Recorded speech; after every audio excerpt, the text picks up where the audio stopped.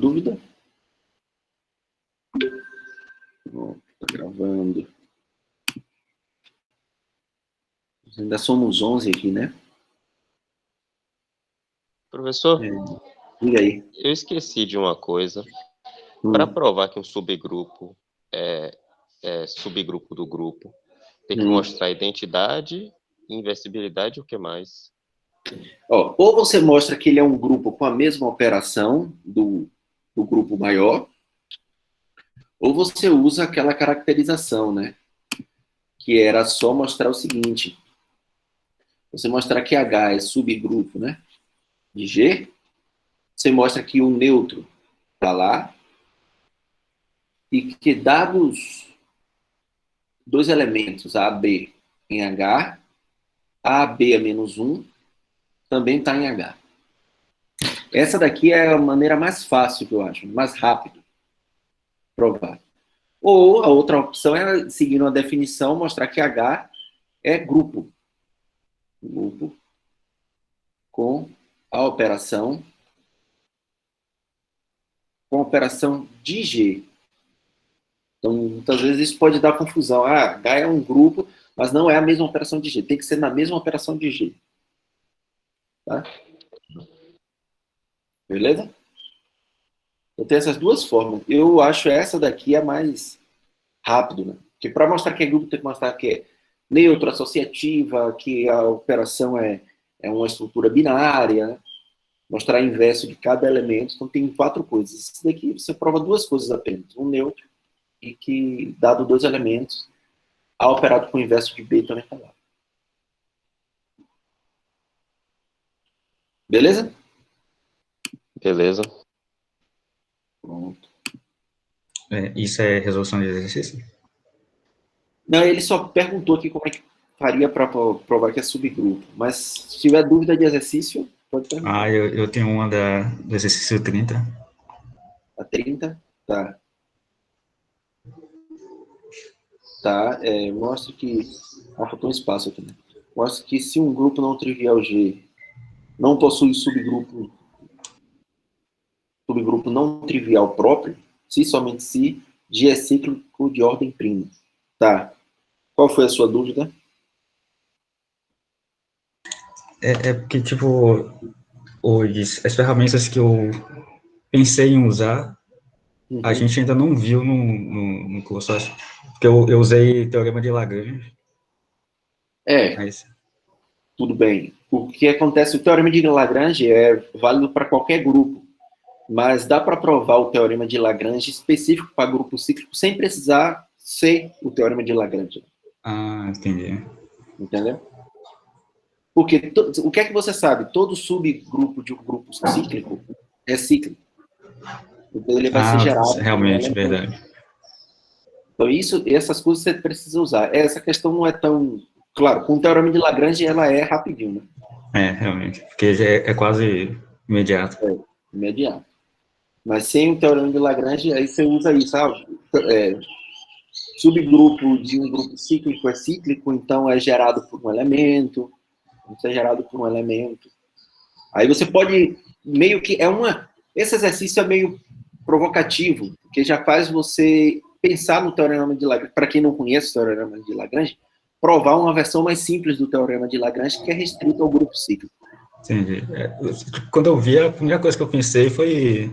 acho que por eu já ter conhecido o teorema, eu não consegui visualizar outra forma de fazer. Como a gente vai ver daqui a pouco, aí talvez fique mais.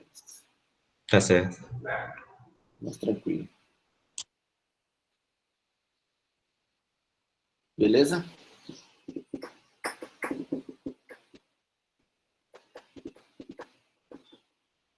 Tá, mais alguma dúvida? Deixa eu ver quantos já somos aqui. 15.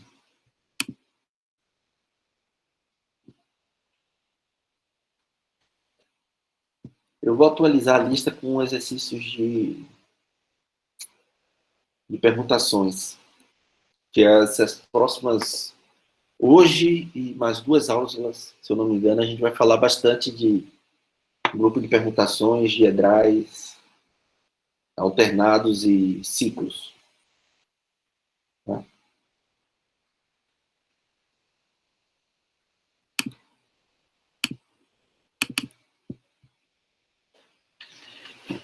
Beleza?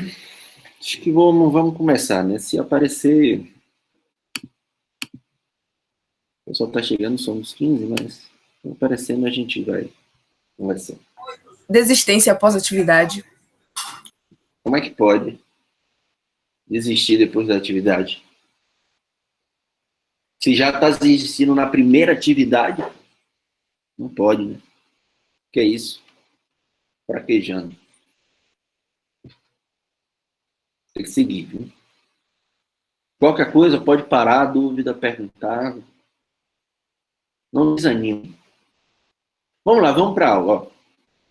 Como eu falei, a gente vai dar um foco agora em grupo de permutações. Então, hoje a gente vai ver grupo de permutações diedrais. A gente vai ver bastante exemplos em permutações finitas, tá?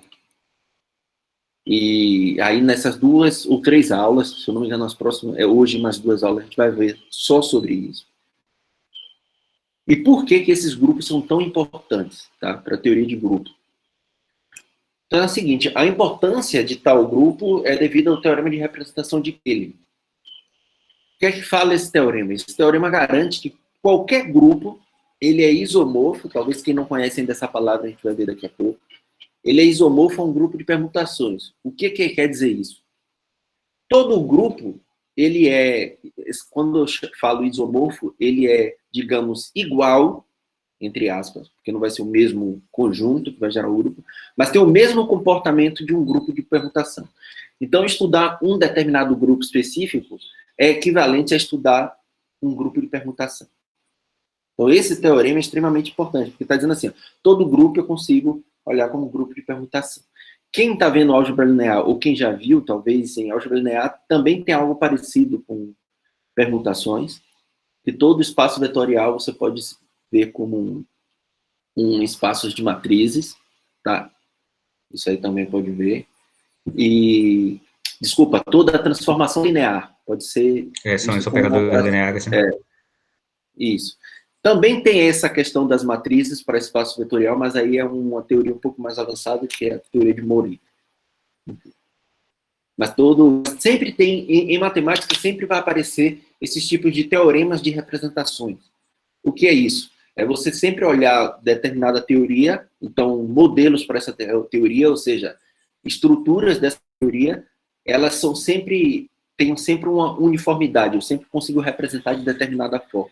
E aí, quando eu represento dessa forma, eu consigo trabalhar só nesse jeito, no caso aqui, permutações, e concluir informações sobre a teoria. Tá? Então, esse teorema é extremamente importante.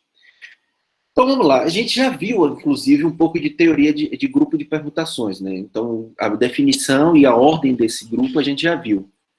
Então, só lembrando que são um grupo de permutações. Então, dado um conjunto A, o grupo das permutações é formado pelo conjunto SA, que a gente denota por SA, das bijeções sobre A sobre A, com operação de composição. Isso a gente viu bem lá no iniciozinho, exemplo, e a gente viu que a ordem desse grupo era sempre n fatorial.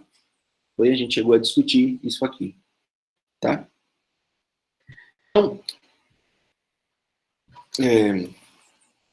Então é o seguinte, para o caso de permutações finitas, normalmente a gente denota a permutação através de uma determinada matriz 2 por n. Como é que a gente faz, né? Pega um conjunto A, que tem n elementos, de A1 até a n, tá?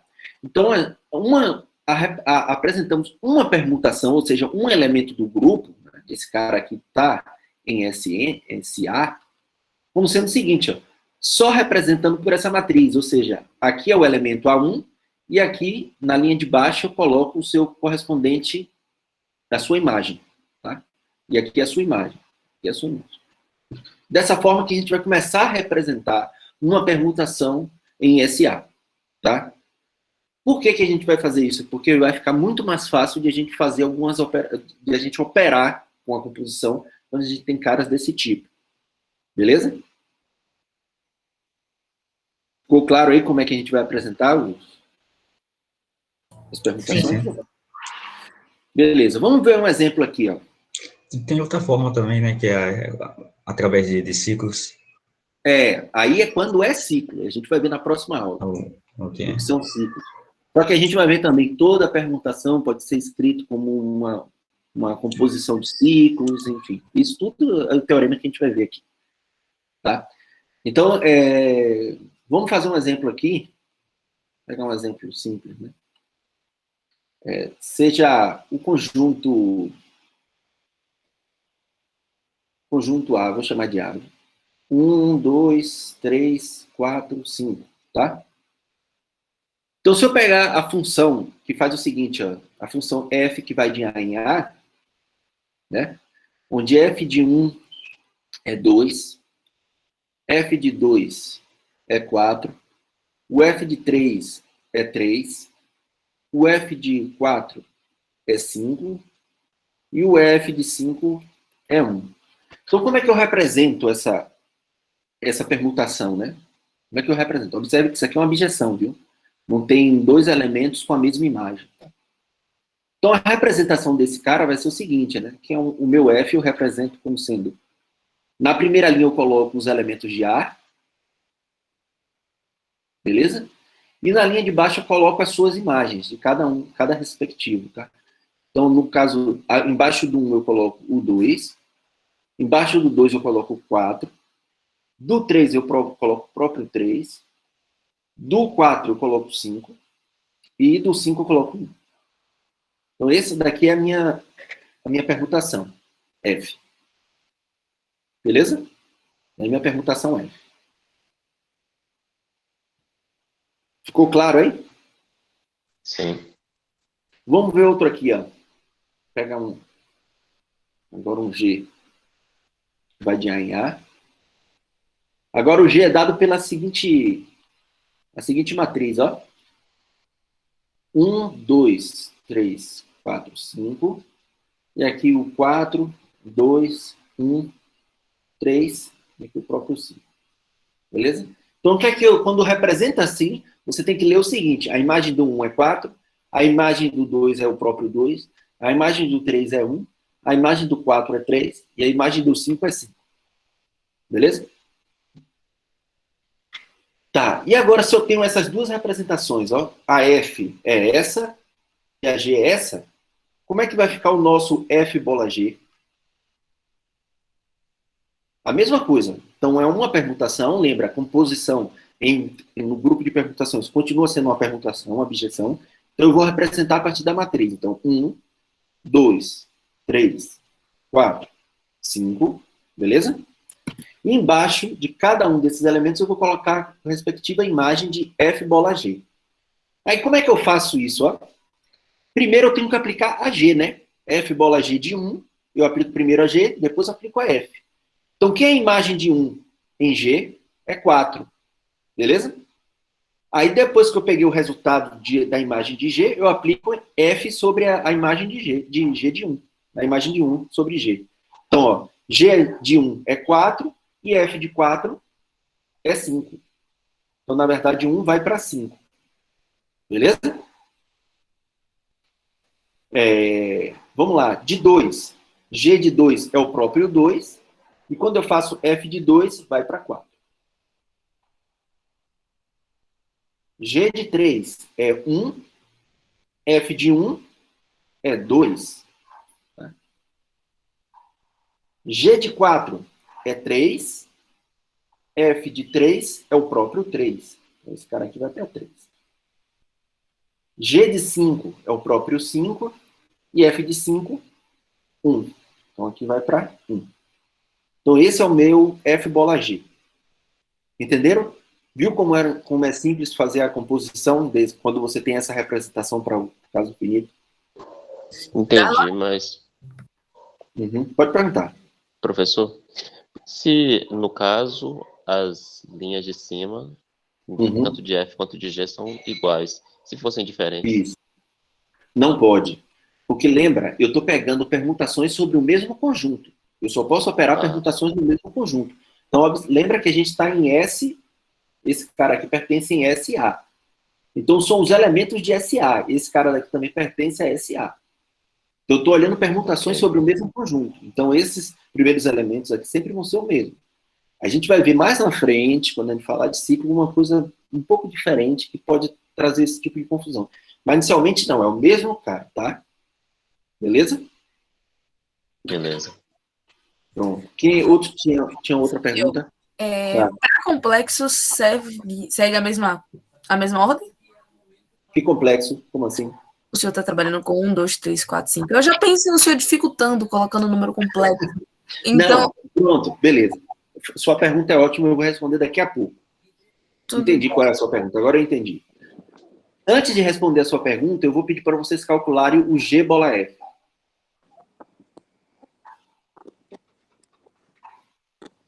G bola F. Então eu coloco 1, 2, 3, 4, 5, tá? E aí, quem é que vai estar embaixo do 1? Né? Vamos lá. Primeiro eu pego a imagem de F, de 1. Que é quem? 2. Eu aplico a G em 2, próprio 2. Então 1 vai para 2. Beleza? Vamos lá, para 2. F de 2 é 4. Aí depois eu aplico a G de 4. G de 4 vai dar 3. Beleza? F de 3. F de 3, próprio 3. Beleza? E o G de 3 vai dar 1. Então aqui é 1. Tá? 4. F de 4. F de 4 vai dar 5. G de 5 é o próprio 5. E agora o F de 5 é 1. Depois eu aplico o G de 1, que vem para 4. Entenderam aí, gente? Entendi, bem Entendeu? simples. Tranquilo, né? Bem simples. Cuidado para não cometer erros na hora de fazer as continhas, mas é bem simples. Hein? Então é uma maneira muito boa de representar grupos, grupos de permutação desse jeito, porque facilita que você faça a conta. Tá? Aí uma das coisas que você já pode observar desse exemplo é o seguinte, ó. Olha quem foi que deu F bola G. Olha quem é a imagem. Aí, olha quem é a imagem de G bola F. Nesse exemplo, você já consegue ver que F bola G é diferente de G bola F. Concorda? Uhum. Então, por exemplo, esse grupo especial, o SA, desse jeito, não é abeliano. Beleza? A gente vai ver um teorema daqui a pouco sobre a abelianidade de grupo de permutação. Mas só respondendo a pergunta da Helena. O que é que acontece? Vamos lá. Observe que, dado um conjunto, um conjunto A qualquer, finito, por exemplo, finito, né? Então, o SA nada mais é do que você pegar todas as bijeções, né? De A em A. Beleza? Só que o que é que você pode... O que é que, na verdade, olha se isso aqui não é análogo, fazer o seguinte, ó. Considere N, o conjunto N, vou até chamar, o N como sendo a ordem de A. Tá? A ordem de A. A ordem de A não, o conjunto, quantidade de elementos de A, cardinalidade de A, desculpa. Cardinalidade de A. Então eu vou representar N pelo seguinte conjunto, 1, 2, até N. Eu vou representar esse conjunto pelo número N. Por que eu estou fazendo isso? Porque ao invés de agora eu olhar o SA, eu vou olhar o SN. O que eu quero dizer com isso? Todo conjunto finito, olhar as bijeções de A em A é a mesma coisa de olhar as bijeções que vão nos... Você enumerar os elementos de A, tá? Então pegar os números da quantidade de elementos em A nele mesmo. Certo? Então, por exemplo, ó, vamos lá. Suponha que eu estou com A da seguinte forma. A1 é finito, então eu posso enumerar AN. Então, ao invés de olhar o SA, que são as permutações, ou seja, né, uma F que vai de A em A, o que é que ele, na verdade, ele faz essa função? Ele pega o AI né? E leva no F de AI. Agora, se eu pegar o conjunto N dado por 1 até N, só os números que estão indexados por A, aí eu vou considerar uma outra representação para F, chamar de F barra, que vai de N em N, onde eu pego o I e levo em F, o F de I, vai ser exatamente o índice, assim, índice de F de AI.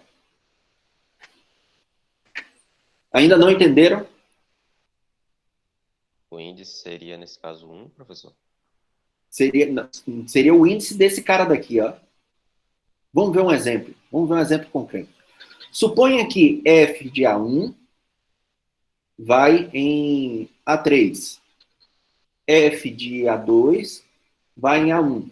Observe. F de A3 vai em A5. F de A4 vai em A2. E F de A5, quem que está faltando aqui? 1, 2, 3, A4. A4. Tá? Essa daqui é a minha função F que vai de A em A. Sempre que eu tiver uma função F que vai de A em A, eu vou definir agora F, uma função que vai do conjunto N, agora eu estou representando o conjunto N como sendo o conjunto de 1 até N, né? Dos números de 1 até N, em N. Então, quem é o F de 1? Baseado nesse cara daqui. O F de 1 é 3. Eu só estou levando o índice no índice. O F de 2 é ó, o índice 1. O F de 3, 5. O F de 4, 2. E o F de 5, 4. Entenderam? Vinícius. Vinícius. É como se tivesse uma objeção entre essas duas funções e aí você pudesse falar que elas são equivalentes? Exatamente. Eu só não Mas queria existe isso de usar... objeção entre duas Sim, funções? claro. Claro, existe uma objeção. Ó, o que acontece? O conjunto A tem N elementos. Então, existe uma objeção de A no conjunto N, onde N tem N elementos, de 1 até N. Então, existe essa objeção. Concorda? Então, o que é só em termos diagramáticos, né? Eu tenho de A para A, F. Só que de A para N, eu tenho uma objeção. Eu vou chamar aqui, sei lá, de... Não sei nem que nome, um nome padrão. Tá, um sigma. Eu tenho uma objeção. Esse cara também é uma objeção. Aí de N, como é que eu vou definir a função de N para N? Eu quero definir uma F bar, que eu até representei pela mesma F. Aqui eu tenho a mesma objeção. É só fazer esse caminho aqui, ó. Saindo daqui. Como é objeção, ele tem uma inversa. Né? O caminho daqui é inversa. Aí eu aplico a F e depois aplico a sigma. Eu tenho essa nova aqui. Aí isso aí é garantido pelo exercício 1 da lista. Exatamente, o exercício 1 da lista. Lembra lá? Ó, cadê? Qual foi? Isso, a composição de bijeção é bijeção. Qual era mais? E a existência da inversa. Isso, a existência da inversa. Perfeito, a letra C. Beleza? Ou seja, Helena, ao invés agora de eu ficar me preocupando com A sendo um conjunto finito dos complexos, não. Eu agora não preciso mais me preocupar com isso, porque esse conjunto finito tem uma objeção para o conjunto dos números de 1 até a sua cardinalidade, e aí basta olhar as permutações sobre esses conjuntos numéricos. Beleza? Então aqui a gente vai restringir o nosso estudo às permutações, estudar apenas as permutações da forma Sn com N sendo o conjunto de 1 até N. Entenderam aí? Vamos olhar isso, nada mais. Por quê? Por causa dessas bijeções. Olhar para o conjunto finito é a mesma coisa de olhar para esse conjunto. Dá no mesmo. Beleza? Beleza, Helena? Estava perguntando aí, preocupada com... Como é? Entendi, né? Eu só não tô entendendo o propósito disso ainda. Mas tudo Tá, vamos lá. O propósito é o seguinte, a gente quer entender bem esse grupo de permutações. Por quê? Como eu falei, o teorema de representação de Cayley, a gente vai ter um determinado grupo, a gente vai ver isso mais na frente, dado um determinado grupo, ele sempre é isomorfo ao S ordem de G. Ou a um subgrupo desse. Mas, assim, bom, para determinados grupos, ele é isomorfo a esse cara. Então, ao invés de olhar para o grupo G, eu olho para esse grupo aqui. E se eu sei entender todo o comportamento desse grupo, ou seja, se ele é abeliano ou não, se ele se ele tem algumas propriedades específicas de ser cíclico, tá? A quantidade de subgrupos, eu olho a quantidade de subgrupos dele. Se eu entender bem esse grupo, eu estou entendendo o grupo inteiro. Beleza? Esse teorema aqui é que vai dar essa importância para o grupo de permutações. E claro, eu estou olhando S, a cardinalidade. Né? Esse cara aqui é um número, eu estou olhando exatamente o conjunto de 1 até a cardinalidade desse conjunto. Mas vai ficar mais claro... tá ficando mais claro. Mas a importância de se estudar esse grupo é devido a isso. Tá?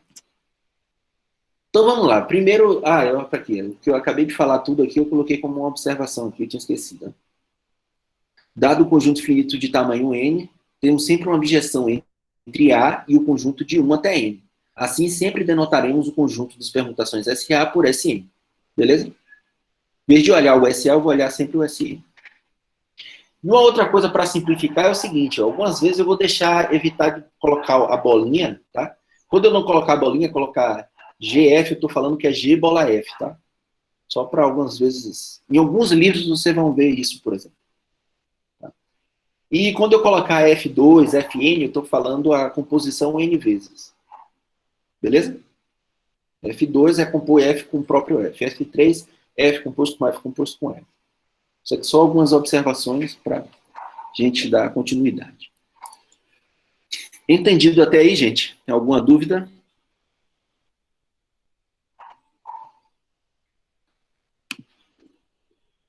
Então, primeira proposição é o seguinte, ó.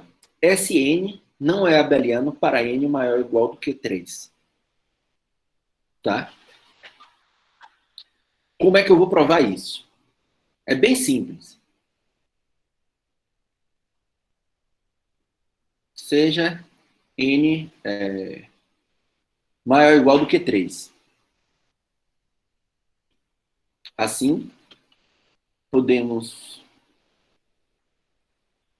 representar n da forma 1, 2, 3. Beleza? Como é que eu mostro que ele não é abeliano? Algo parecido com o que aconteceu se vocês observaram no exemplo que a gente fez. Seja f, que vai de... aqui, né? Na permutação. S3. Dado por... f de 1 é igual a 2. F de 2 igual a 1. E f de 3 igual a 3. Isso é uma permutação, né? E G em S3, dado da seguinte forma, ó, G de 1, 3, G de 3, desculpa, G de 2 igual a 2, e G de 3 igual a 3. Igual a 1, desculpa. Então, quem seria o meu F? O meu F, representado pela matriz, vai ser quem? 1, 2, 3. A imagem de 1 na F é 2. A imagem de 2 da F é 1. E a imagem de 3 é o próprio 3. E a minha G vai ser quem? A imagem de 1 é o 3, a imagem de 2 é 2, e a imagem de 3 é 1. Então vamos fazer a composição aqui, ó. F bola G. Vai ser quem? F bola G. Quer dizer, estou supondo que seja... Desculpa, aqui é N primeiro igual a 3, tá? Depois a gente faz para mais. Quem é F bola G? Vamos lá. Primeiro, 1, 2, 3. Isso. Vamos lá, vamos lá. Vá, Lucas. Seu desafio agora, você que vai dizer. Aí, G fica 3 e F de 3 é 3. Isso. Então aqui é 3. Sim. De 2. G de 2 é 2, F de 2 é 1. Perfeito. E 3. G de 3 é 1, F de 1 é 2. É isso. Agora vamos pular o G bola F. 1, 2, 3, né? E agora? Quem é? F de 1 é 3. G de... Não, é A. Não, Ó, errei. É. F de 1 é 2. G de 2 é 3. G de 2. Não, G de 2 é 2. G de 2 é 2. 2. Daqui já começa a perceber que esses dois não são comutativos, tá vendo? Que a imagem de 1 já deu diferente, mas vamos terminar de calcular. G de F de 2. F de 2, 1. G de 1, 3. 3. E Agora aqui? só sobra 1. Só sobra 1. Pronto. Perfeito. Então vocês viram que esses dois caras, ó, logo, F bola G é diferente de G bola F.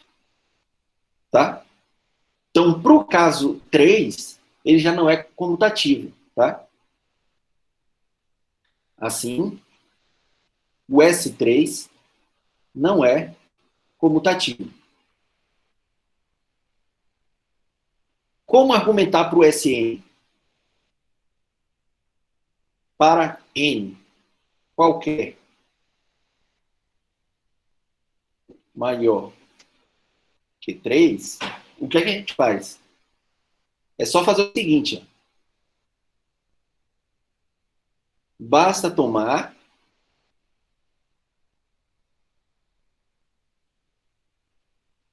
duas permutações. F, de forma que F de I seja igual a I mais 1. F de I mais 1 seja igual a I. E o F de J igual a J para todo J diferente de I e J diferente de I mais 1. O que é que eu estou fazendo aqui? Eu estou replicando a mesma ideia que eu fiz para tomar o F e G de forma que não dê comutativo. Observe. Se eu, por caso igual a 3, eu peguei 1 para 2, e de 2 para 1, e de 3 para 3. Beleza? É o mesmo algoritmo. Basta tomar as duas permutações F e G, né? Onde F é esse e G de I. Em vez de eu colocar I mais 1, eu vou colocar I mais 2. Pode escolher quem você quiser. G de I mais 2 sendo I. E G de J igual a J para todo J diferente de I e J diferente de I mais 2.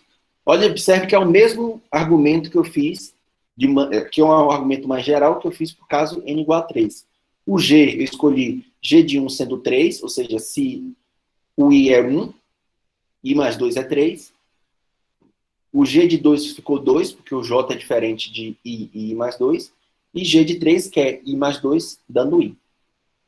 Tá? Esse cara. Assim, F bola G sempre vai ser diferente de G bola F. Ficou claro? Por quê? Porque quando eu calcular F bola G de I, esse cara vai dar quem? G de I é I mais 3, que é a mesma coisa de F de I mais 3. E F de I mais 3 é o próprio I mais 3. Quando eu calcular G bola F de I, Isso vai dar G de I mais 2. E G de I mais 2 é o próprio I mais 2. Que são distintos. Beleza? Ficou claro aí? Observe que eu fiz primeiro por caso 3 só para deixar claro a ideia que a gente vai tomar para generalizar para a prova. Eu não entendi não, professor. Você não pegou uma permutação específica aí? Como é que isso generaliza? Mas isso é um contra-exemplo. É um contra-exemplo, exatamente. Eu tá, mostrei que não é isso, não é comutativo, porque esses dois exemplos específicos de permutação, eles não comutam. Tá? Alguma dúvida? Só assim que dá para se demonstrar ou tem algum caso geral? Não, esse é um típico teorema que você demonstra, assim, se você quer demonstrar que não é abeliano, né, você precisa mostrar que é um contra-exemplo. Exibir um contra-exemplo. Também descobrir esse contra-exemplo aí deve ter sido quase como escrever um teorema, né? Exatamente, mas a descoberta do contra-exemplo foi exatamente analisando o S3, tá vendo? O que foi que eu fiz para construir no S3? Eu fiz o seguinte, peguei uma permutação que leva 1 no 2 e 2 no 1, e deixa fixo 3. E peguei outra permutação que leva 1 no 3 e 3 no 1 e deixa fixo 2. E percebi que isso dava um contra-exemplo para o caso 3. Então, vamos generalizar essa ideia para construir um contra-exemplo para o caso N. Beleza? Se a gente quiser, professor, criar outra permutação, você acha que a probabilidade de dar não abeliano é alta também? Sim, eu acho que sim. Ah, tá. Tá? Esse daqui é um contra-exemplo. Você pode encontrar qualquer contra-exemplo. Né? Você poderia fazer qualquer coisa aqui. Por exemplo, fixando todos e só perguntando dois caras diferentes. Né? Por exemplo, poderia perguntar I para 3 para 100 e 100 para 3, e outra permutação que pergunta 3 para 50, 50 para 3. Isso também daria um contra-exemplo. Certo? Vamos ver um exemplo. Vamos trabalhar exemplos aqui. Então, vamos trabalhar bastante exemplo. Vamos olhar para o cara do exemplo anterior aqui. Vamos olhar o S3, inicialmente. Tá? Observe, quem é a ordem desse cara aqui? A ordem de S3, desse grupo, tem quantos elementos?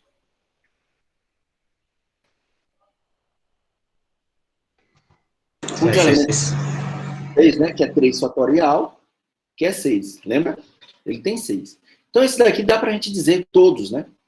Vamos lá, vamos tentar descrever todos esses caras aqui. 1, 2, 3. Então, tem a própria identidade, que é levar 1 no 1, o 2 no 2 e 3 no 3. Esse daqui é a permutação identidade. Então, tem outra permutação que permuta 1 com o 2 e deixa o 3 fixo. Então, 1, 2, 2, 1, 3, 3. Beleza? Tem uma outra permutação que deixa sei lá, a gente pode deixar um fixo, né? 1, 2 vai para 3 e 3 vai para 2. Tem a permutação que deixa o 2 fixo agora, né? 1 vai para 3, o 2 vai para 2, o 3 vai para 1. Faltam 2, né? Quem é que falta aqui? A permutação que leva 1 para... Vamos lá. 1 vai para 2, 2 vai para 3 e 3 vai para 1. Não é isso? E quem é a última aqui?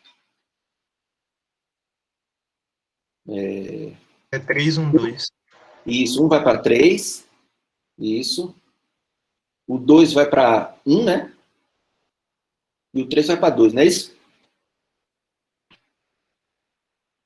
Fechou aí, os 6 elementos. Tá? Aí eu vou fazer o seguinte, ó. Vamos tomar 2 elementos aqui, específicos. Olha o que eu vou fazer nesse cara. Vou tomar esse elemento aqui, eu vou chamar de alfa. Deixa eu ver outro elemento que a gente vai pegar aqui. Acho que esse daqui. Pega esse elemento aqui, ó, e vou chamar de beta. E depois eu vou explicar por que eu estou pegando esses 2 elementos específicos. Beleza. Vamos calcular, ó, o alfa ao quadrado, que é alfa composto com alfa. Quem é que me diz aí? Voluntário. Quem é alfa composto com alfa?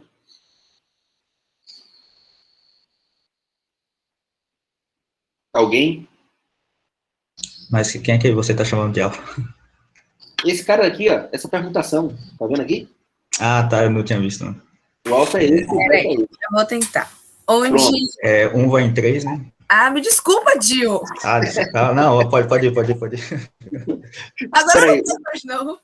Não, pode ir em frente. Não, primeiro, Eldo fala primeiro, a Helena fala o outro, que vai ser mais complicado. Vai, Ok, justo. Ah, obrigada, Darlan. vai Eldo. Um vai em 3, né? Por quê? Um vai em Porque- 2, E depois 2 vai em 3. Isso, um vai em 3. O 2, Essa sou eu ou Dio agora? não, ele vai falar isso. Tá. Ah, tá. 2 vai em 1, porque 2 vai em 3, depois 3 vai em 1. Isso. E agora esse? 3 vai em 2, porque primeiro 3 vai em 1 e depois 1 vai em 2. Isso, 3 vai em 2, beleza? Esse cara daqui é quem? Aqui no grupo. O último, né? É o que está do lado ali do outro. Esse daqui, né? Então, esse cara daqui é exatamente o alfa ao quadrado, tá vendo? Então, Helena, calcule quem é alfa ao cubo. Tá me achando com cara de palhaça, Darlan? Bora. Alfa ao cubo. Você já sabe quem é alfa ao quadrado, é só aplicar alfa, mais alfa aqui. Né? Tá. Peraí, que eu fiquei um pouco confusa agora.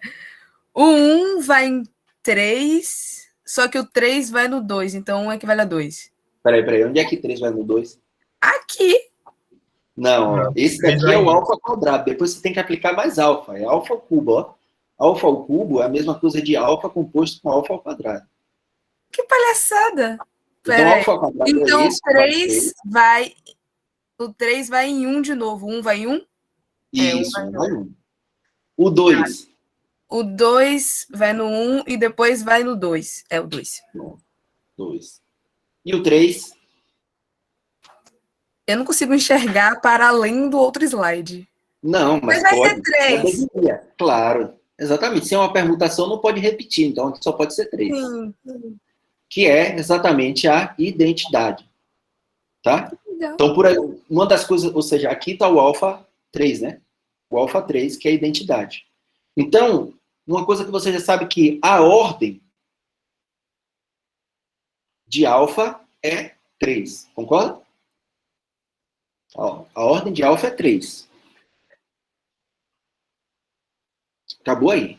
Então, o 3 eu já não consigo fazer alfa quarta, né? Porque aí já vai voltar para o próprio alfa. Diga aí.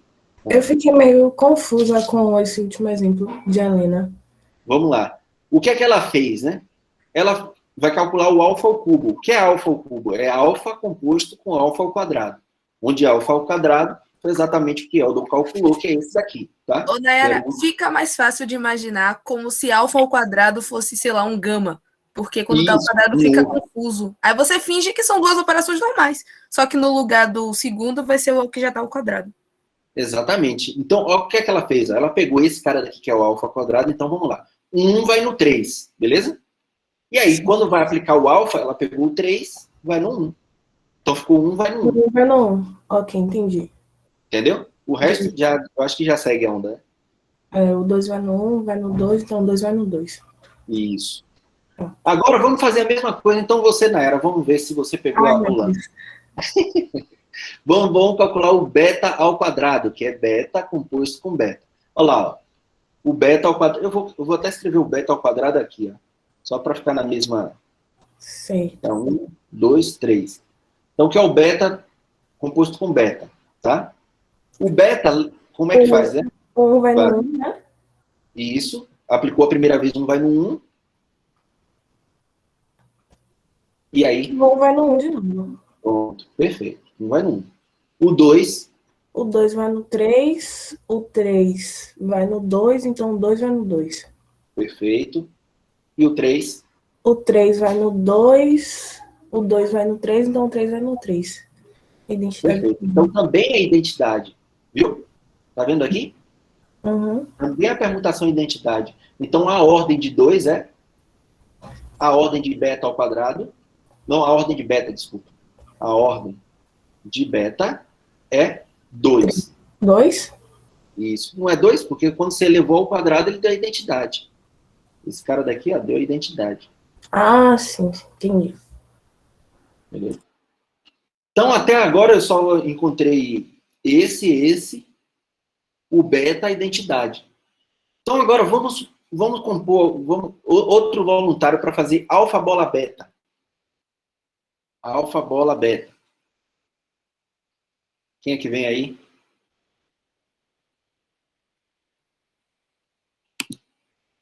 Quem é o voluntário próximo? Pode ser aqui, professor. Pronto, Laís. Alfa vai de 2, 2, 3. 1, 3. Peraí, você está fazendo alfa, bola, beta ou beta, bola, alfa? Ah, pera aí. Eu tenho que pegar beta e... Tá. 1 vai em 1, então 1 vai em 2. Peraí, 1 vai em 1 e 1 vai no 2. Beta, 1 vai em 1 e alfa 1 vai em 2. Então, alfa, bola, beta, 1 vai em 2. Perfeito, perfeito. 2 vai em 3 e 3 vai em 1. E depois 3 vai em 2 e 2 vai em 1. Oh, Peraí. não. Pera, volta. 2 vai em 3 e 3 vai em 1. Depois 3 vai em 2 e 2 vai em 3. Foi mal. Então aqui é 3, né? É. Então deu esse cara, ó. 1 para 2, 2 para 1 e 3 para 3. Esse cara é... Cadê? Esse cara daqui, ó. Não é isso? Esse daqui é o alfa, bola, beta. Não é isso? Isso. E se eu fizer beta, bola, alfa? Vai você mesmo, que você já estava aí. Mas seria bom que o senhor fosse voltando, porque ela tem anotado e eu não tenho, aí eu fico confusa. Alfa. 1 vai em 2 e 2 vai em 3. Peraí, rapidinho. 1, 2, 3. Ó.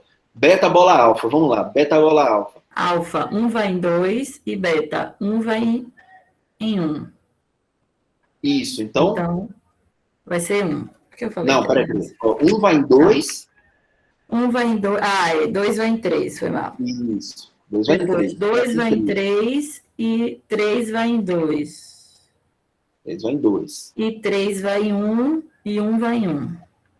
3 vai em 1 e 1 vai em 1. Então, esse cara daqui, ó, deixa fixo o 2, né? E permuta os outros, né? Ó. Então, esse daqui é exatamente esse daqui, ó. O beta, bola, alfa. Melhor que a tabela de Klein. É mais divertido esse aqui, né?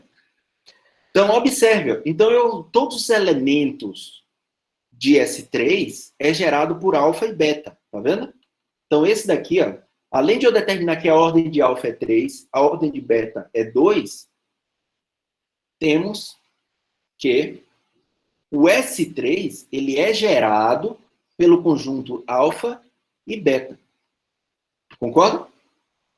Ele é gerado por esses dois caras, alfa e beta.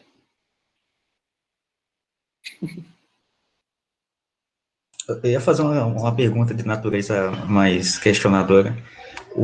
O conjunto das permutações de SN, geralmente o número de geradores do grupo tem a ver com o fatorial anterior? Porque eu acho que você foi muito longe, eu não consegui pegar. Como é que você está associando o fatorial com... Não, tipo, por exemplo, a gente pega S3, aí o número de geradores de S3 é 2, né? Tem 2 geradores S3. Uhum. Isso.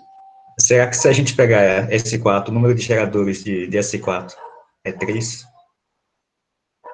É isso. Por que você está supondo 3? No caso, para 4, para S4? Porque, tipo, sempre que a gente vai fazer essas composições, vai sempre gerando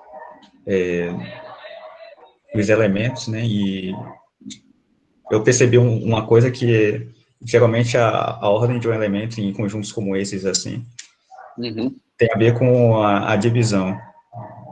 Isso está correto, que é o teorema de Lagrange, né? Sim. Então, a ordem de um elemento gera um subgrupo, né? Um elemento gera um subgrupo cíclico, que é um subgrupo do grupo, então deveria...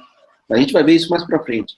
Mas eu não entendi qual é a lógica inicial que você teve de... a quantidade de geradores com o N fatorial, entendeu? Ah, entendi. Eu vou pensar melhor sobre isso, depois eu... Porque assim, tudo bem, pro S3 deve funcionar, talvez por S4, eu não sei, não fiz a conta, mas tem uma relação quando você usa o teorema de Lagrange, mas não necessariamente é essa que você está falando, tá? Sim, sim. A gente vai ver isso mais para frente. Mas entenderam aí, gente, esse exemplo específico, ele tem 2 geradores, né? Então o S3, ele não é cíclico, porque eu não consigo gerar ele por um único elemento. O alfa, não consigo gerar o S3, nem o beta eu consigo gerar o S3. Mas com esses 2 caras, eu consigo gerar todo o S3. Não, tranquilo, não se preocupe não. Beleza? Eu consigo gerar todos esses caras.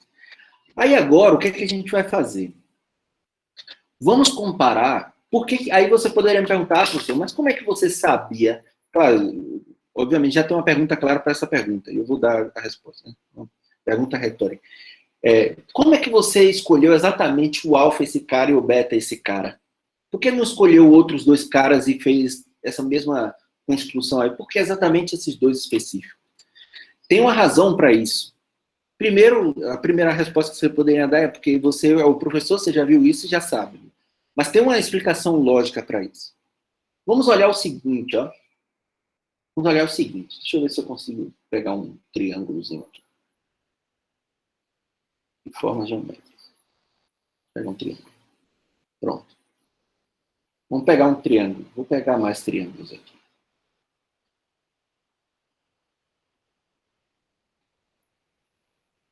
Bom, inicialmente, vamos pegar esses 3 aqui. Aí observe o seguinte, ó, se eu pegar e enumerar os vértices desse triângulo, ó, eu vou colocar aqui o 1, aqui o 2, aqui o 3, tá? Aí, a partir dos vértices 1, 2, 3, eu vou aplicar o alfa. Olha o que é que vai acontecer com o alfa. O alfa, eu estou dizendo o seguinte, ó, eu vou ler da seguinte forma, quando aplicar o alfa no vértice. O vértice 1 vai ocupar a vaga do vértice 2. O vértice 2 vai ocupar a vaga do vértice 3.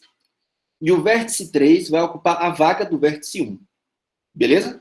Vamos fazer isso. Quando eu aplicar aqui, ó, o alfa, o vértice 1 vai ocupar a vaga do vértice 2. Então, o 1 vem para 2. Aqui vai estar o 1.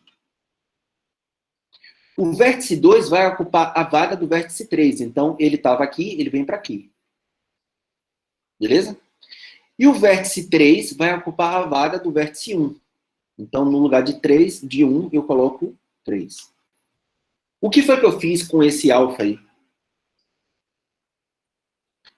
Eu dei um giro no triângulo, não foi isso? Ó, eu dei eu fiz um movimento giratório de 60 graus. Não é isso? Nesse triângulo aqui lateral. Então, o vértice 1 foi para o lugar do 2, o do 2 foi para o lugar do 3, o do 3 foi para o lugar do 1. Beleza?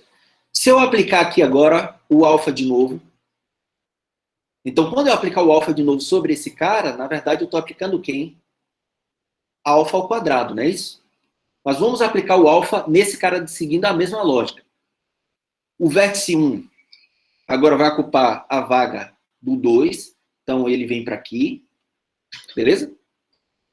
O 2 vai ocupar a vaga do 3, então o 2 vem para aqui. E o 3 que estava aqui em cima vai ocupar a vaga do 1. Então ele vem para aqui. Exatamente.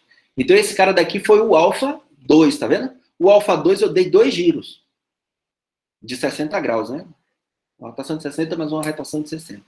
Aí o Davis até já falou ali, ó. Se eu der 3, ele volta para o inicial. Tá? Se eu agora aplicar um outro, deixa eu botar um outro aqui. Se eu aplicar um novo aqui agora, que é...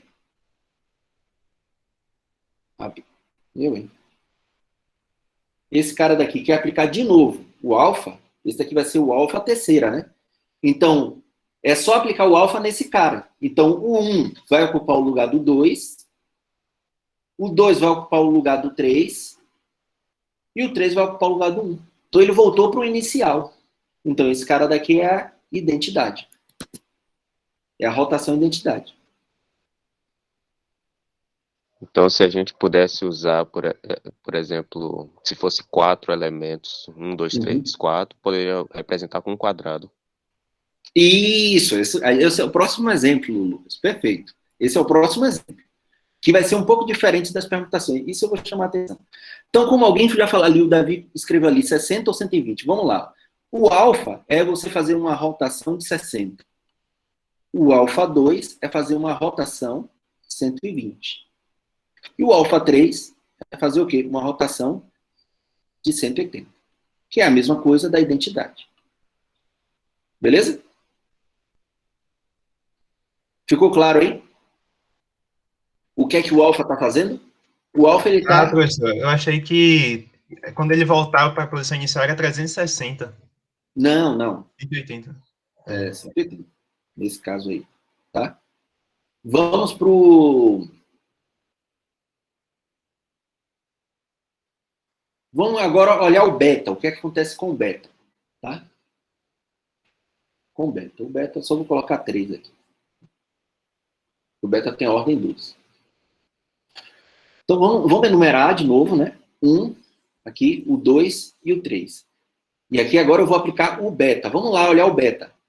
Vou escrever o beta aqui embaixo. Deixa eu pegar o beta lá. O beta vai fixa o 1, leva o 2 no 3 e o 3 no 2. Né? Lembrando que o beta é o quê? 1 no 1, o 2 no 3 e o 3 no 2. Tá? Então, quando eu aplicar o beta, o 1 ele não muda o 1 de lugar. Ele deixa o 1 fixo. Concorda? O 1 ele não muda. Agora o beta, o 2 vai para o lugar do 3. Tá? Então o 2 vem para aqui. E o 3 vai para o lugar do 2. O que é que eu fiz com esse beta aí? Qual foi o movimento que eu fiz? Rotacionou horizontalmente. Inverteu. Exatamente. Eu fiz uma reflexão, não é isso? Eu rotacionei em torno de um eixo que está ali passando pelo vértice 1 e perpendicular à base 3,2. Concorda? Eu fiz uma rotação. Aí, obviamente, se você me falar, se a beta é fazer essa rotação, se eu aplicar beta de novo aqui, o que acontece? Que é o beta ao quadrado. Se eu fazer a reflexão de novo, o que acontece? 1 vai para o 1. Volta para o início. Exatamente, o 2 e o 3. Entenderam aí? Então, o beta 2 é exatamente a identidade. Isso aí me deu uma visão daquilo que eu estava pensando antes. Então, na verdade, dá para conjecturar que o número de geradores é, na verdade, o número de isometrias? Calma. Para o S3. A gente vai ver o exemplo ok. do S4, que é um pouco diferente. Então, o que acontece é que no S3 é você olhar exatamente o que o Eldon falou. Isometrias, ou seja, movimentos que você faz sobre essa figura geométrica, o triângulo equilátero, tá?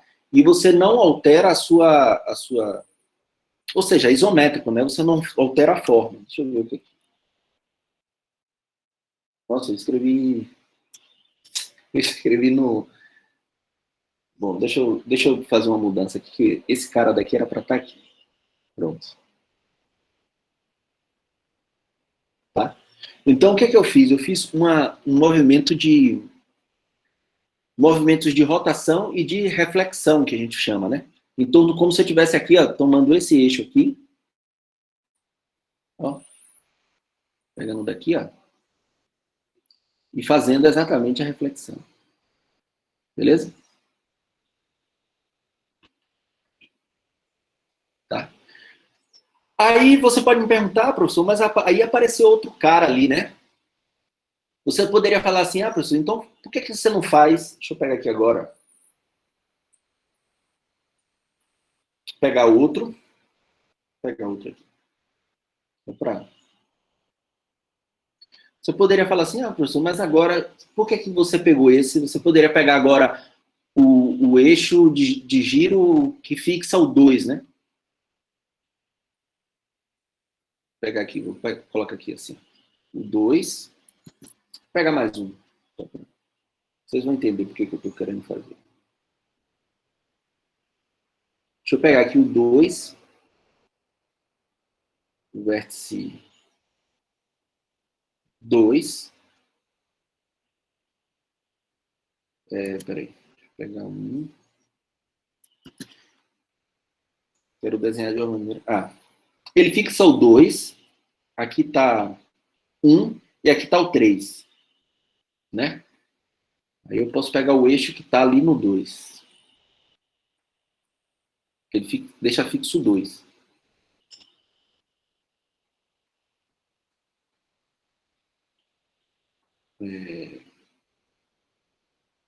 E aí ele vai deixar fixo o 2. Deixa eu deixar isso claro aqui, peraí. Verde. Quero que isso fique... hein? Ele sai do... Aí. Pronto, o 2. Deixa fixo o 2 e troca o 3 por 1. Esse daqui, que permutação é essa daqui? Que fixa o 2 e troca o 3 por 1. Vamos lá. Ele fixa o 2. Cadê? Aqui, ó. Ele fixa o 2 e troca o 3 por 1. Tá vendo? É o beta bola alfa. Esse cara daqui é o beta bola alfa. Não é isso? Mas o beta bola alfa, o que é? É eu pegar, dar um giro do alfa e depois aplicar o beta. Então é como se eu tivesse... Vou botar mais uma... Isso. Vou botar aqui o 1, o 2, o 3. Darlan, eu tenho uma dúvida. Peraí. Peraí, rapidinho. Se eu aplicar primeiro o alfa, 1 vai para 2, 2 vai para 3, o 3 não, aqui. Peraí, rapidinho, só ver o que é que eu estou fazendo de... É o beta bola alfa, né? O beta. Se eu aplicar Você o tem que alfa... começar... eu acho que eu fiz uma coisa aqui que eu não... Você tem que começar com esse triângulo aí que você está apagando, aí aplicar alfa, depois aplicar gama para ter o segundo, esse último. Exatamente, só que eu queria começar com 1 em cima, entendeu? Esse foi o meu erro aqui. Se eu aplicar o alfa primeiro, o 1 vai para 2, né? Então aqui vai para 1, o 2 vai para 3, e o 3 e 2, e o 2 vai para... E o 3 vai para 1. Se eu aplicar o beta aqui agora, ele faz o quê? O beta, ele faz a reflexão em torno do eixo I. 1, desculpa. Aqui. Vai ficar claro agora. Né? Eu passei esse cara aqui e faço a comutação. Então vai dar... Deixa fixo 1, né? E o 2 troca... O 2 troca com 3. Deixa eu ver se é isso aqui. Aqui fica 2 e aqui fica 3. Não é isso? Observe se esse cara daqui não é exatamente o beta bola alfa, que é exatamente fazer o quê? Esse movimento daqui é exatamente você fixar no eixo 2 e girar, trocar o de lugar 1. Peraí, tá certo aí? Tá, né? Tá, porque se você fixar aqui no primeiro, passe o eixo 2 aqui no primeiro, aí você vai ver que... Isso, trocou aqui, né? Lá. Perfeito. Exatamente. Exatamente. Assim. Não é isso? Você girou. Trocou. Porque se você olhar assim, ó, virado, tava 2, 1 tava à direita e o 3 tava à esquerda, agora tá ao contrário. Isso, agora tá ao contrário. Exatamente. Isso, perfeito. Exatamente. Só dar mais um... Mas é a mesma coisa de fazer o seguinte, se você pegar beta bola alfa, podem fazer a conta, esse cara daqui não é a mesma coisa de alfa 2, bola beta.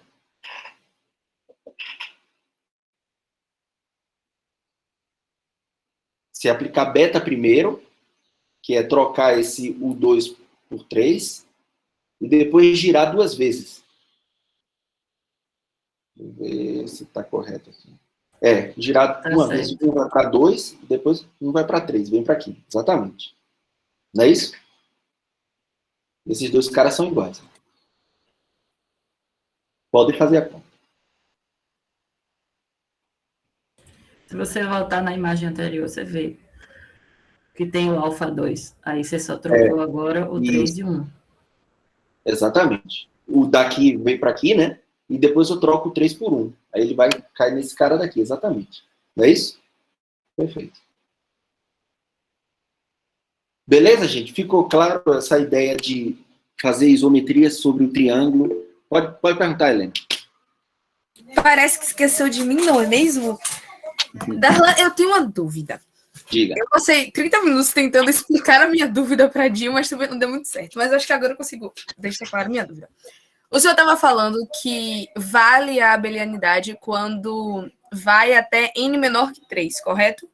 Como é? Volta o slide lá para o início. Esse? Não, mas o que tinha escrito digitado? Que SN não é abeliano para N. Exatamente. Se ele não é abeliano para n maior que 3, significa que ele é abeliano para n menor que 3, correto? Isso. Ou seja, 2, 1, enfim. Só que o fatorial de 2 vai dar 2, ou seja, vai ser um conjunto com 2 elementos, correto? Uhum.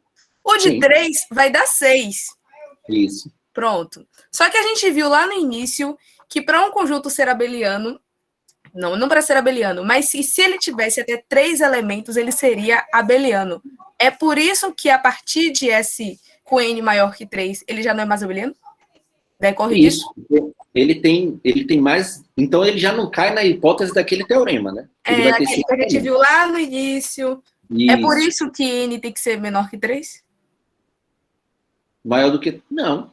Menor que 3 para ele ser abeliano, Darlan. Eu estou assumindo ser abeliano e não ser. Ok, tudo bem. Cai naquele teorema, então tudo bem. Você já sabe que é abeliano. Mas não precisava daquele teorema, observe. Porque aí é mais fácil, né? O S2 só tem 2 opções. Ou a identidade, ou troca o 1 por 2. Né? Ficou mais claro do meu jeito. Só tem esses dois. Mas você está correta. Porque no caso, para n menor do que 3, no caso 2 fatorial é 2. Então cai na hipótese do teorema que a gente viu lá atrás. Então ele obrigatoriamente tem que ser abeliano. Exatamente. Gostou da minha prova? Gostaste? Gostei. Obrigada. Eu só não vou colocar isso na prova, no exercício, né? Mas tudo bem. Mas tá correto. Correto. Beleza, gente? Entendeu isso aí? Como é que acontece? Então, na verdade, deixa eu ver aqui.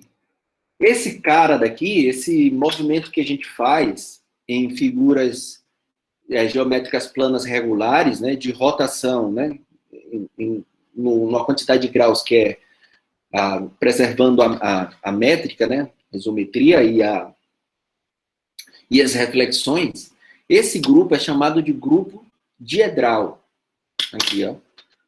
Que é chamado assim. O enésimo grupo diedral DN é formado pelas rotações e reflexões simétricas sobre o polígono regular PN de N lados. Então, tá? Se eu tenho um polígono regular de N lados, eu posso fazer sempre esses movimentos, né, de rotação. Olha, observe aqui esse exemplo aqui, que é o do quadrado. Que quem foi que tinha falado? Acho que foi, não lembro quem foi, se foi o Leandro Davidson, que falou, a gente pode fazer com quadrado. Isso, ó. Observe aqui, ó. O R0 é não fazer nada. Isso. Tá, Lucas? O R0 é exatamente a identidade aqui, ó. A identidade, tá?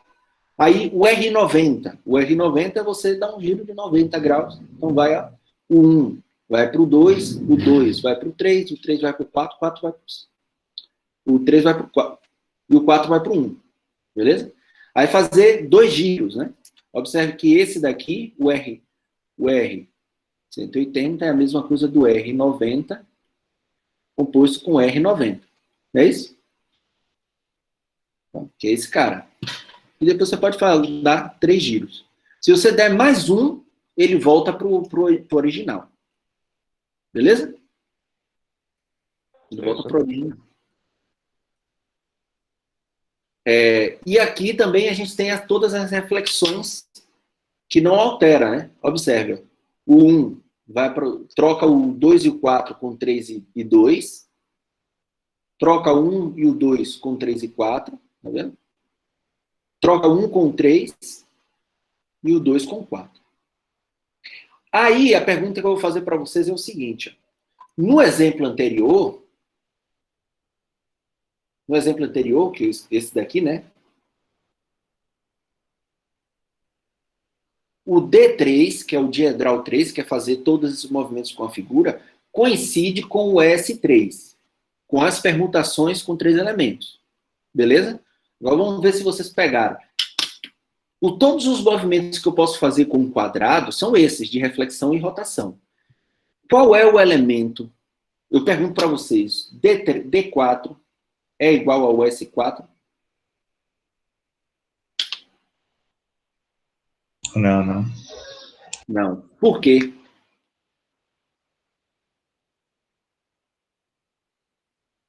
Porque o D4... Em S4 a gente tem 4 fatoriais elementos, e D4 a gente só tem 8 elementos, não me engano. Perfeito. Isso aí já é uma ótima justificativa.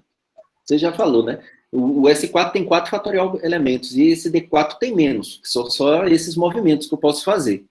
Tá? Mas, por exemplo, eu posso pegar em S4 a seguinte permutação, ó, que pega 1, 2, 3, 4, que pega 1, vai para 2, 2 vai para 1, 3 vai para 3 e 4 vai para 4. Esse movimento aqui é um movimento de reflexão do quadrado? Não é nem de rotação, nem de reflexão. Ó. Observe, o 1 troca com 2, o 2 vai com 1, né? Se fosse, seria o seguinte quadrado, né? Não é não. Né? Seria o seguinte quadrado. O 2 vem aqui, o 1 vem aqui 4 e aqui 3. Eu estou trocando só esses dois caras, eu não estou fazendo reflexão nenhuma, né? Ah, tá. Beleza? Percebeu aí? Não estou fazendo reflexão nenhuma. Então, no caso anterior, o D3 coincide com o S4. Nesse caso daqui, não. É distinto, tá? Então, esse cara daí é o que a gente chama de grupo diedral. O grupo diedral é esses grupos de movimentos de rotação e reflexão simétrica que deixa o polígono regular. Beleza? Então, a gente pode fazer. Deixa eu ver se tem... Aqui é a quantidade de elementos, né? Então, a gente tem... Peraí.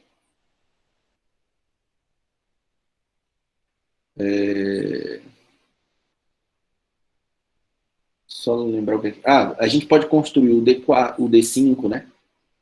Que é os movimentos do pentágono. Deixa eu ver. Pentágono regular. Deixa eu ver aqui. Então, quais são todos os movimentos que eu vou ter aqui? Os giros, né? 1, 2, 3, 4, 5. Eu tenho todos os giros girando. Então, eu vou ter quantos giros aqui? Rotações, eu tenho R.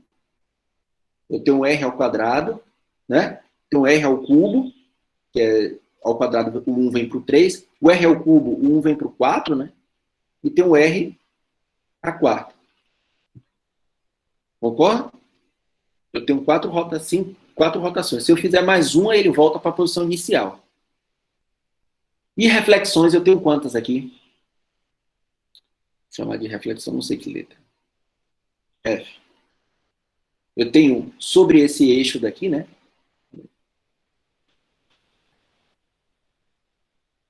Posso tomar aqui, fazer a reflexão.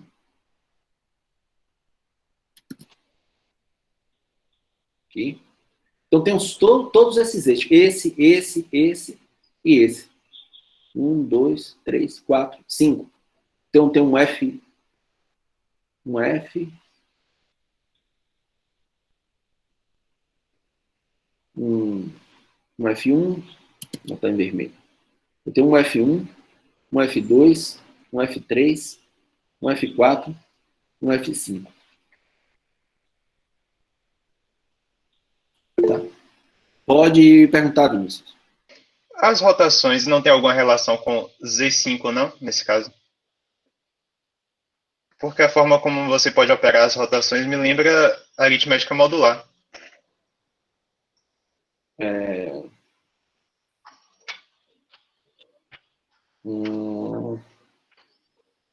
Não sei, não sei se eu entendi bem a pergunta. Você está falando... Se você não tivesse reflexão, só rotação, não funcionaria parecido com o Z5? Ah, agora eu acho que eu já entendi. A potência aqui, ele está dentro do Z5, é isso?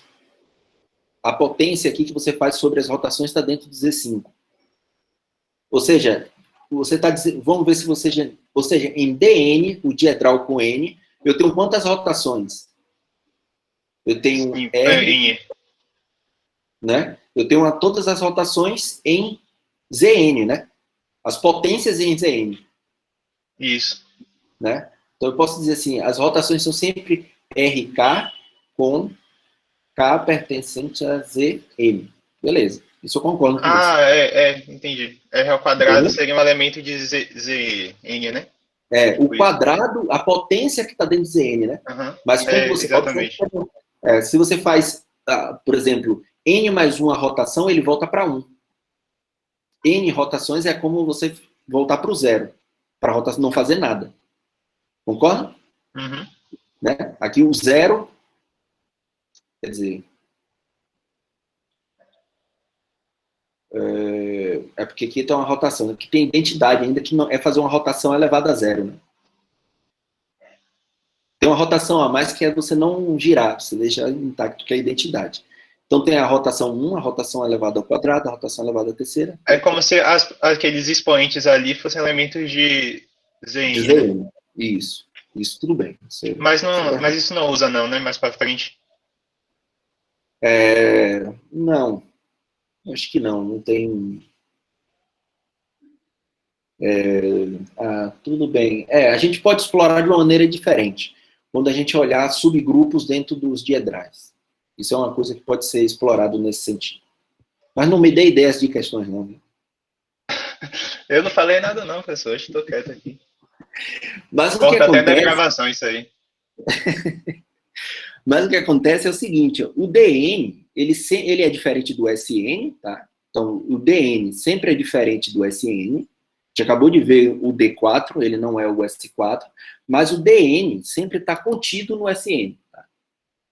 O diedral sempre está contido no SN. Beleza? Isso sempre acontece.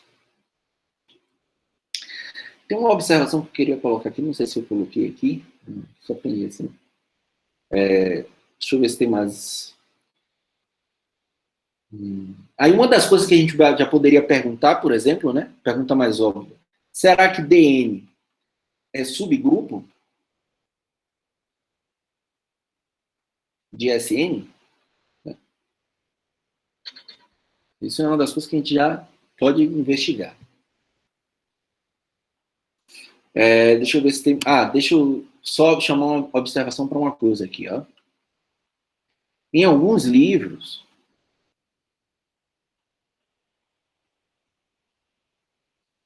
o DN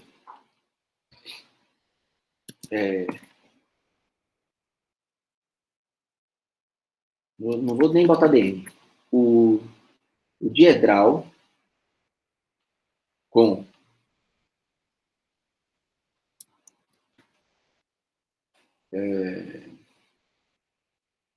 sobre o polinômio Pn regular é denotado por D2N. Em alguns livros, gente, ao invés de você encontrar DN, você vai encontrar D2Ns. Ou seja, o D4 aqui, ó, em alguns livros, ele é denotado D8. Por quê? Porque esse 8 aqui quer dizer o número de elementos que tem nesse grupo. Tá? Eu, particularmente, prefiro chamar o diedral sobre Pn de Dn, tá? Aí por que eles, em alguns livros, chamam assim 2Ns? Exatamente por causa do seguinte teorema, proposição. Ó. O grupo diedral Dn sempre possui ordem 2N. Por isso que em alguns livros eles chamam de o diedral sobre o polinômio com N lados de D2Ns, porque já expressa o número de elementos que tem naquele diedral. Tá? Mas eu prefiro denotar assim, mesmo por causa dessa pergunta aqui que eu fiz. Ó, o Dn é subgrupo de Sn. Então, eu acho que faz um pouco de confusão você dizer que D2N é subgrupo de Sn. Eu acho que essa notação eu não gosto muito. Eu prefiro Dn, tá? Porque quando sempre a gente está olhando ele como subgrupo de Sn. Beleza? É só uma observação, porque em alguns livros, ou até muitos livros usam essa notação. Tá? Essa notação aqui. Por que usam essa notação? Que é o seguinte, ó.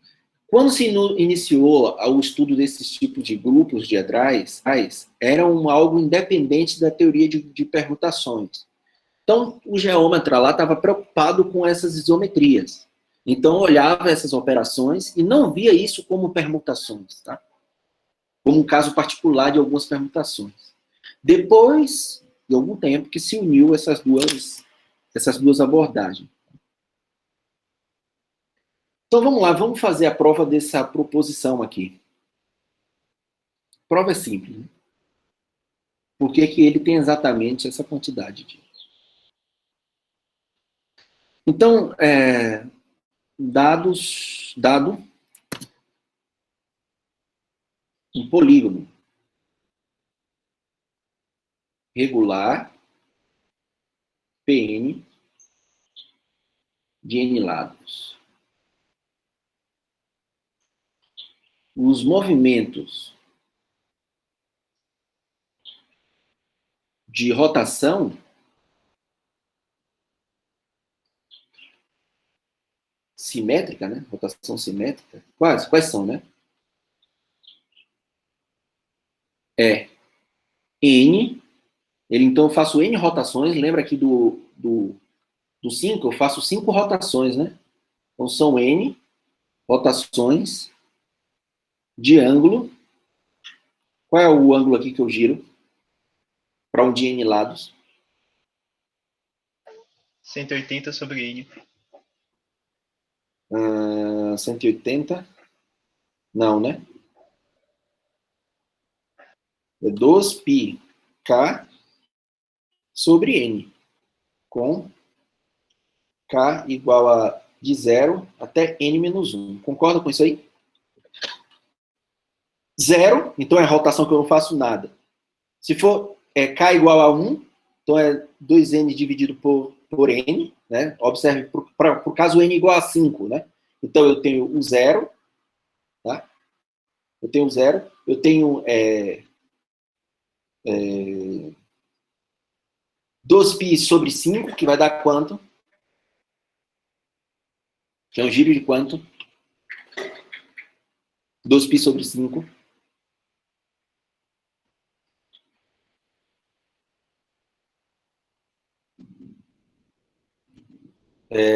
É isso que eu tô na dúvida. Peraí. É verdade, né? Tem razão. Esse aqui eu coloquei 90. Vamos ver o quadrado aqui, só para entender o quadrado. Talvez eu tinha colocado lá mal, né?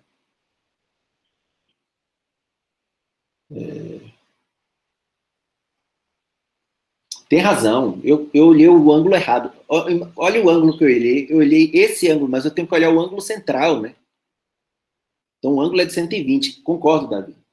Aqui eu coloquei mal. Tem razão. Tem razão. Concordo plenamente agora. Aqui era 120, né? Aqui 240, não é isso? E aqui o 360. Perfeito.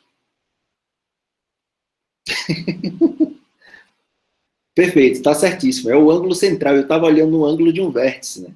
Mas você tem que olhar o ângulo central do polígono. Tem razão. Tem razão. Que é esse ângulo daqui, né? Quando eu faço o giro. Deixa eu até colocar aqui, deixa claro, ó. Né? Esse cara daqui. Né? Que aí esse ângulo daqui realmente é o dobro desse. Quem fez geometria euclidiana semestre passado lembra, né? É isso aí mesmo. Tá certo, agora tá correto. É esse cara daqui mesmo. Esse daqui. Concordam que é esse aí? Isso, Deus. Certo? Então, eu tenho, na verdade, N giros, né? Que deixa isométrico. N giros. E reflexões, eu tenho quantas reflexões aí?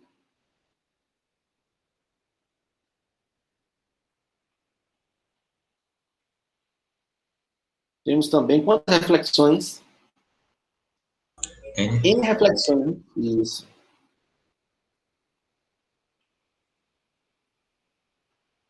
É porque vão ser N vértices, né? Aí você pode refletir em relação a cada um dos vértices. Exatamente. Em torno dos eixos de simetria, né? Tá? Então, por isso aí, contando as rotações e os eixos de simetria, dá 2N. 2N. Essa parte eu não entendi não, professor. Me parece que o eixo ele divide em dois. Não dá para. Não refletiria cada vértice. Em torno dos eixos de simetria, né? Ó, observe aqui, dividiu em eixo, esse daqui é um eixo de simetria, porque deixa a figura simétrica. Ah, ele passa em cada vértice. É um eixo de simetria, tá?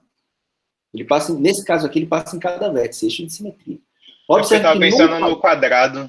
Isso, o quadrado, o eixo é eixo de simetria, tá? Então, esse daqui é um eixo de simetria, porque ele deixa a figura de maneira simétrica. Girou, você deixou simétrico.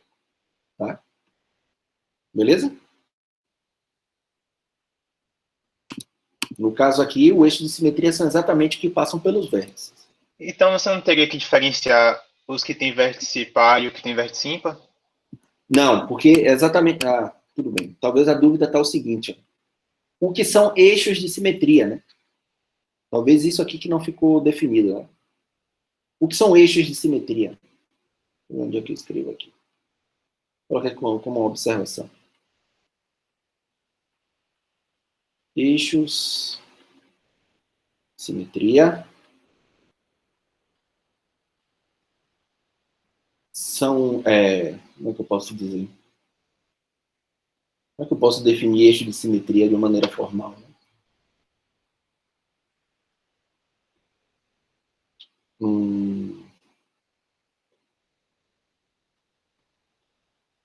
Eu não sei. É difícil porque eu teria que definir o que são eixos de rotação, né? São...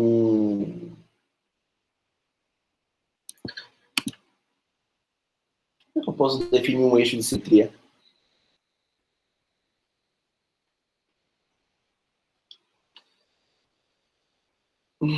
Que linhas? Não vou colocar, não quero colocar linhas. Matematicamente eu também não sei. Porque são...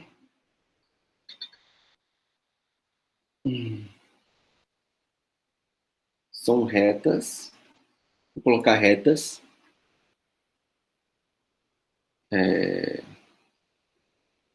Voltamos a definir algo em geometria euclidiana. Como é que a gente definiria isso? São retas... Sei, talvez reta intersectando. Aí a definição de Davidson. Cadê? Ah, Deus, muito bem. Agora relembrou geometria euclidiana perfeito, né? Eu não vou nem botar segmento, vou botar retas. Que divide a figura. Davidson fez geometria euclidiana comigo, só mais cansado. Em duas congruentes. Perfeito. Tá com memória fresca aí. Exatamente. Perfeito. Perfeito. Então, eixos de simetria são retas que dividem a figura em duas congruentes. Perfeito. E vai continuar vivendo por muito tempo. Né? Perfeita a definição, tá? Então, exatamente a gente tem N reflexões em termos de eixos de simetria. Perfeito. Então, a gente tem 2 N's. Tá, vamos ver exemplos aqui. Vamos trabalhar com exemplos.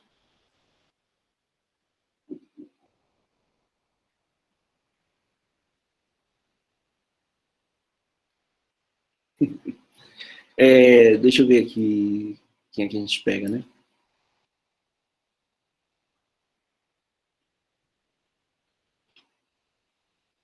Vamos pegar um aqui. Vou pegar o D8. Então, o D8, temos as rotações. Só para exemplificar uma coisa aqui. Viu? Tem as rotações. A identidade, que é o R0, né? O R1.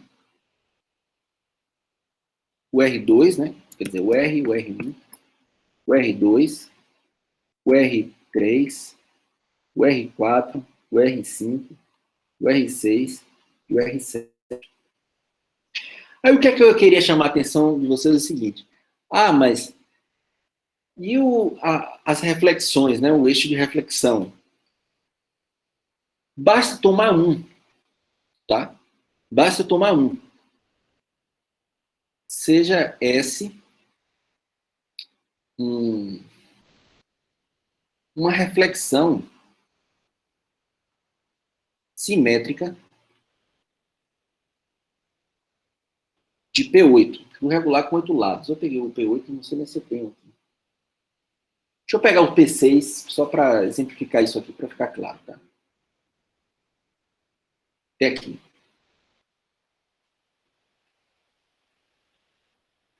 Seja S uma reflexão simétrica de P8. De P6, desculpa. Uma qualquer. Pega uma qualquer, vamos lá. Vamos escolher uma qualquer aqui. Vou pegar o eixo de simetria aqui assim, por exemplo. Né?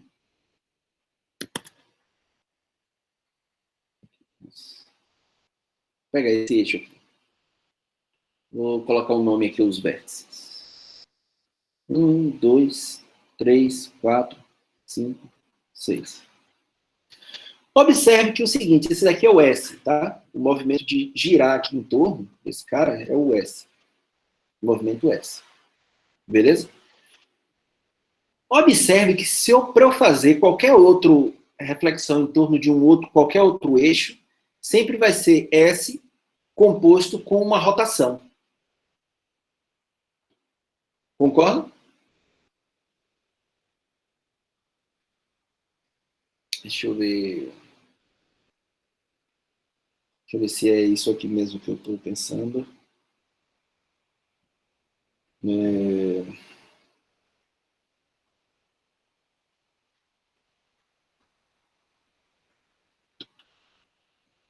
Deixa eu ver se é isso aqui que eu estou pensando, se é verdade.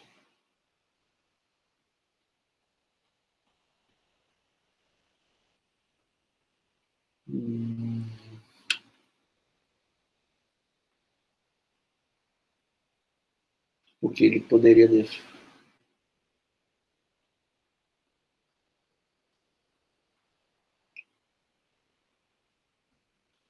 Peraí, tem alguma coisa errada aqui.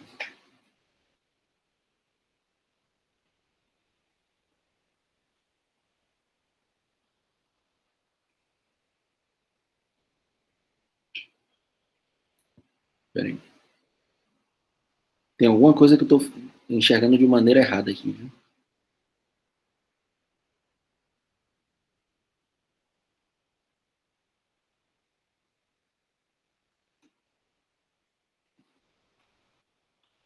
Eu estou fazendo a interpretação, porque esse caso aqui...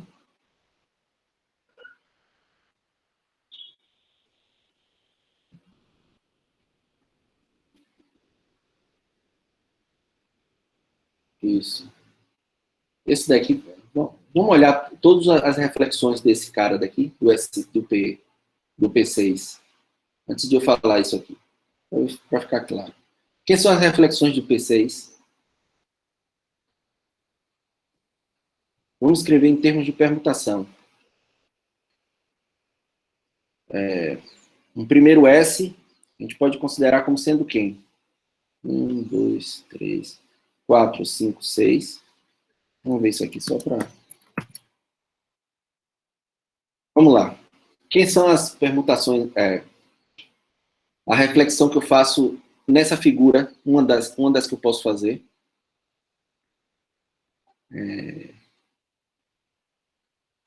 Por exemplo, eu posso deixar o 1 com 1, né? Passando, por exemplo, por esse eixo aqui, ó.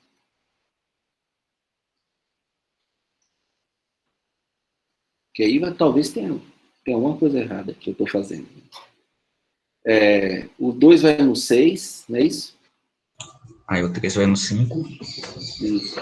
O 2 vai no 6, o 3 vai no 5, o 4 vai no 4, né? O 5 vai no 3 e o 6 vai no 2. Não é isso? Isso.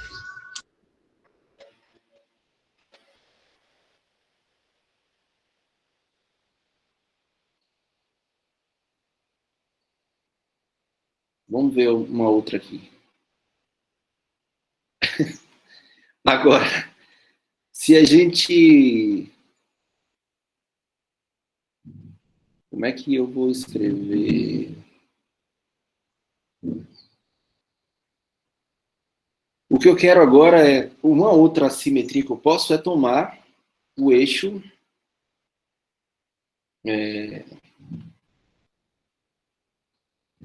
Vamos ver só um exemplo aqui, e aí a gente... acho que fica claro o que é que eu quero dizer. Eu posso tomar agora um outro S', que seria em torno desse cara daqui.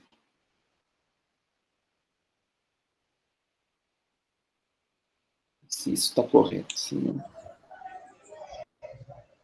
Eu estou fazendo... Aí, 1 vai em 4, né? 1 vai no 4. 2 em 6. Ou 2 em 3. 2 em 3. 3 em 2. 3 em 2. 4 em 1. 4 em 1. 5 em 6 e 6 em 5. 5 em 6 e 6 em 5. O que eu quero é escrever S', como sendo o Szinho composto com algum elemento de rotação. Será que eu consigo? É isso que eu quero. Ah, sim, sim. Entendeu? Era isso que eu queria...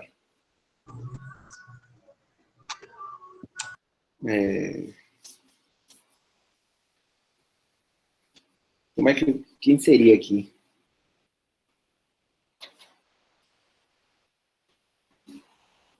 S sempre tem 2 eixos e a seguinte todos variam.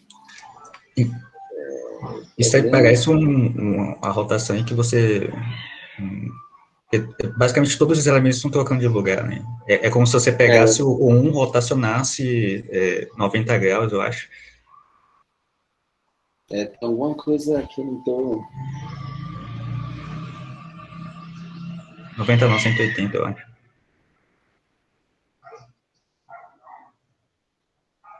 Peraí, tem alguma coisa que não está legal aqui.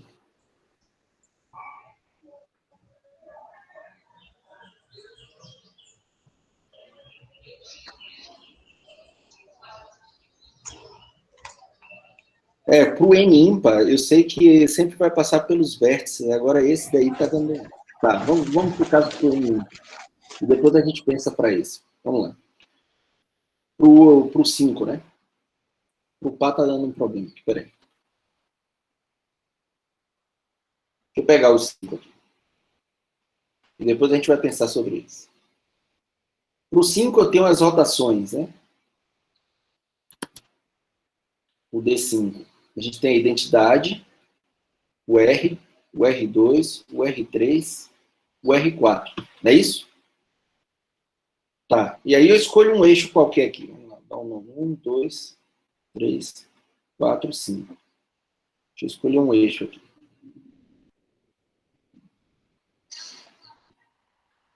Vou pegar esse eixo aqui, né? E aí eu pegar a rotação S. Que é girar aqui. Então o S vai ser quem? 1, 2, 3, 4, 5. Né? O 1 vai não muda. O 2 vai no 5, né? O 3 vai no 4. O 4 vai no 3 e o 5 vai no 2. Não é isso? Isso. Tá, agora se eu pegar qualquer outro S' aqui em torno de outro eixo, pegar em torno do 3, ó. Aqui eu tenho o giro de S'. Aí o S' vai ser quem? 1, 2, 3, 4, 5. Então, o 1 vai para o 5, né? O 2 vai para o 4. O 3 fica fixo, né? O 4 vai para o 2 e o 5 vai para o 1. Não é isso? Isso. E aí, como é que eu consigo escrever o S'? Através de S e alguma rotação. S, com ímpar fica mais fácil mesmo. S composto com qual rotação aí?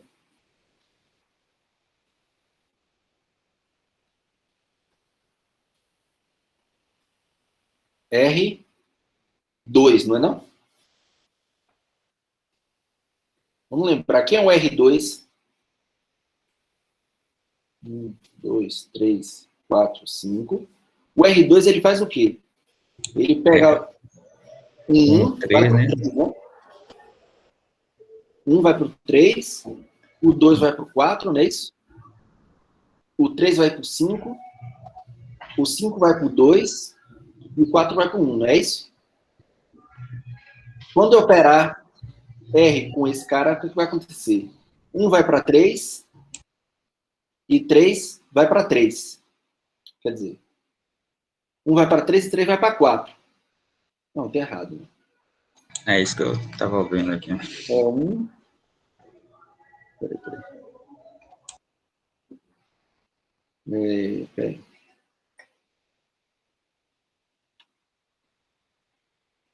Ah, lista de... Que hora é? Ah, já vai entrar, né? Peraí. Será que é o R2 mesmo? Peraí. Eu tenho que fazer aqui um... Eu acho que é R3, não? Acho que é o R3, né? Vou pegar o R3 aqui. Vamos ver o R3.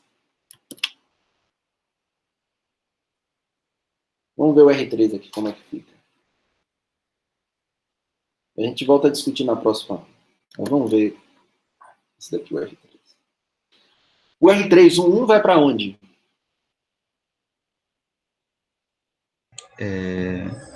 Não, também não vai dar Não, certo. também não é não. R1. O R1? É o R1, peraí. Porque aí o S... Aqui. Ah, na verdade, estou fazendo a ordem inversa. Estou olhando a composição inversa. 2 vai para 3, 3 vai para 4, 4 vai para 5, 5 vai para 1. Vamos ver. O 1 vai para 2. Aí o 2 vai em 5. 1 vai para 2 e o 2 vai para 5. O primeiro bateu. O 2 vai para 3 e o 3 vai para 4. Bateu. Né? Isso. O 3 vai para 4 e o 4 vai para 3. Perfeito. 4 vai para 5, 5 vai para 2. Isso. O 5 vai para 1 e o 1 vai para 1. Isso. Pronto, bateu. Isso aqui. Eu estava fazendo confusão. Eu lembrei agora que é o seguinte, esse cara daqui, a gente discute mais na próxima aula, mas esse cara daqui é a mesma coisa de você fazer o contrário, né? Eu acho que é R4 composto com S. Verifiquem isso. Eu estava fazendo a ordem contrária. É isso aí, inverso. Na próxima aula a gente discute mais exemplos. E a gente tinha uma forma geral de sempre escrever os movimentos de rotações, que o outro com o par deu uma confusão ali. Eu vou pensar depois. Beleza, gente? Tá certo. Ficou claro, hein? E ficou. Tá? E lembre sempre, e eu vou deixar isso aqui também de exercício, a gente discute na próxima aula, ó, que o DN é subgrupo do SN.